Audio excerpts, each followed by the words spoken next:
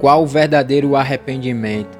Na carta aos Coríntios, capítulo 7, verso 10, o apóstolo Paulo escreveu o seguinte: porque a tristeza segundo Deus opera arrependimento para a salvação, da qual ninguém se arrepende, mas a tristeza do mundo opera a morte. Arrependimento é um tema difícil de lidar, porque nem todos querem se arrepender. O apóstolo Paulo, escrevendo aos Coríntios, exortou os irmãos a se arrependerem, mas os irmãos se entristeceram. Paulo também se entristeceu, mas ele se entristeceu por conta da tristeza dos coríntios.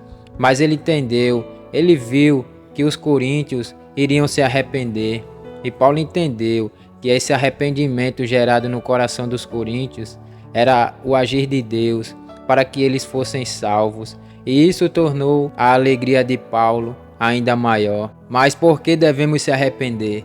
Devemos se arrepender porque é para a nossa salvação. O texto diz: porque a tristeza segundo Deus opera arrependimento para a salvação, da qual ninguém se arrepende. Então, aqueles que se arrependem das más obras, da mal conduta aqui neste mundo, ele se arrepende para ser salvo. O arrependimento é gerado pelo Espírito Santo. Então, perceba que é bom você se arrepender. É bom quando a gente se arrepende. Quando a gente se arrepende, a gente é salvo. Porque quando a gente se arrepende, nós cremos em Jesus.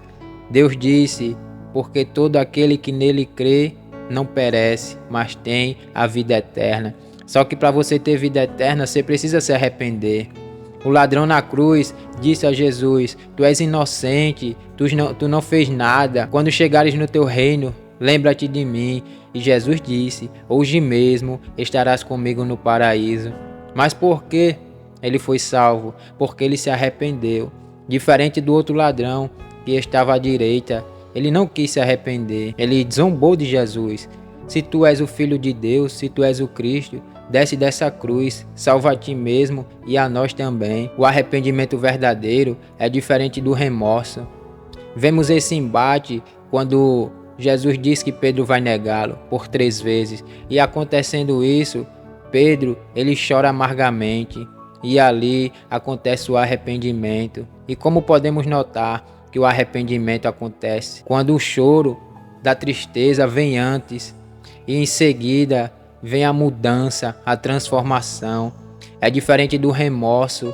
Podemos olhar o que aconteceu com Judas em Mateus capítulo 27, verso 3. Então Judas, o que traíra, vendo que fora condenado, trouxe arrependido as 30 moedas de prata aos príncipes dos sacerdotes e aos anciãos. Só que aqui esta palavra arrependimento, ela está em grego, que significa uma mudança de ideia ou remorso. E isso não pode gerar salvação. O que gera salvação é o arrependimento verdadeiro, é quando a gente deixa as coisas velhas e agora começa a fazer tudo novo, tudo diferente. Mas como saber se eu me arrependi de verdade? É quando a gente começa a viver coisas novas, coisas diferentes, quando a gente larga o pecado que fazia antes e agora começa a ter uma vida de comunhão com Deus, preservando, cultivando a santidade, renunciando às coisas e os desejos do mundo, os prazeres da carne, tudo aquilo que não agrada a Deus. Mas o que significa quando o texto diz: mas a tristeza do mundo opera a morte? Queridos, a tristeza do mundo opera a morte quando não há arrependimento, quando alguém insiste em estar praticando a iniquidade, que é o pecado, que é a maldade, que é a perversidade. A Bíblia diz em Romanos 6, verso 23, que o salário do pecado é a morte. Alguém pode se entristecer, mas não se arrepender de verdade, porque aquele que se arrepende é aquele que é transformado, é aquele que deixa de fazer o que estava fazendo e começa a fazer coisas diferentes, coisas que vai trazer benefício de vida para a vida dele. Então, permita que o arrependimento gerado por Deus adentre no seu coração e faça a mudança. Permita que a tristeza boa gerada por Deus te faça sorrir em meio às circunstâncias adversas.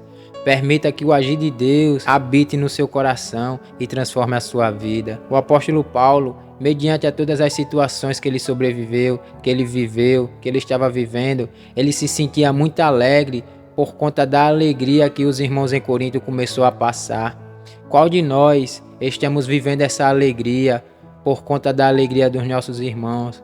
A Bíblia diz: alegrem com quem se alegrem, chorem com os que choram. Isso está falando de comunhão.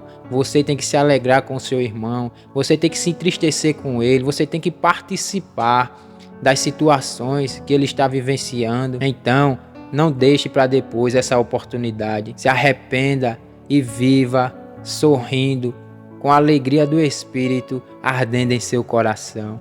Deus te abençoe.